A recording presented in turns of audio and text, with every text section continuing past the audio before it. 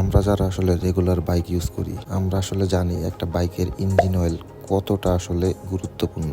এই ইঞ্জিন অয়েলটা বলতে গেলে বাইকের খাবার। তো এই ইঞ্জিন অয়েলটা বাইকের জন্য খুবই গুরুত্বপূর্ণ একটা জিনিস, আমরা মাঝে মধ্যে এটা আবার ভুলে যাই।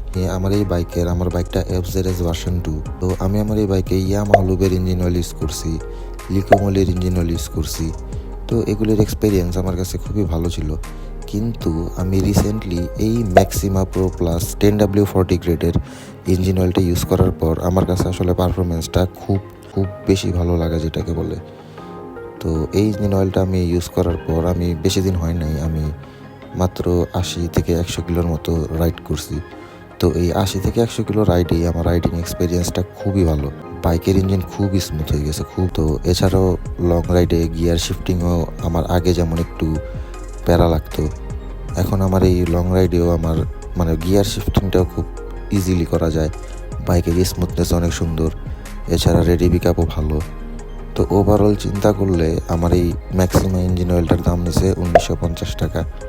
ওভারঅল এই ইঞ্জিন অয়েলটা খুবই ভালো। প্রাইসটা আসলে একটু বেশি হলেও ওই যেটাকে বলে যত গুড় তত মিষ্টি, এরকম একটা কথা আছে না। তো দাম আসলে একটু বেশি হলেও এই ইঞ্জিন অয়েলটা ইউজ করে আমি খুবই স্যাটিসফাইড।